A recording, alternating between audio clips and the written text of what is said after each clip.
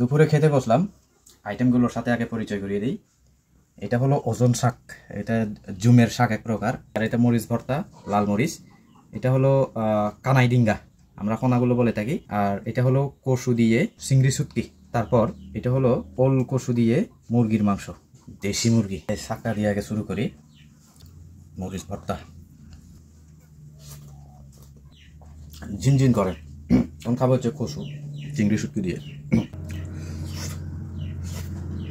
কানাই ডিঙ্গা আমরা বলি কোনাগুলো।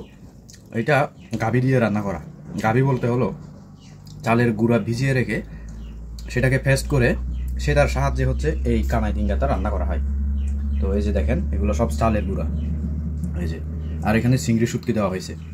চিংড়ি শুটকি দিলে এটা আলাদা একটা ফ্লেভার এত হয়, খুবই মজা খেতে, বলার মতো না, দারুণ। কানাই ডিঙ্গা কিন্তু জন্ডিসের জন্য খুব ভালো। আমাদের এখানে এক একটা 80 থেকে 150 টাকা পর্যন্ত সেল হয়। দেশি মুরগির ঝোল দিয়ে এসে দেখেন, ভাত মেখে নিলাম। তারপর হচ্ছে কচু ভেঙে নিচ্ছি।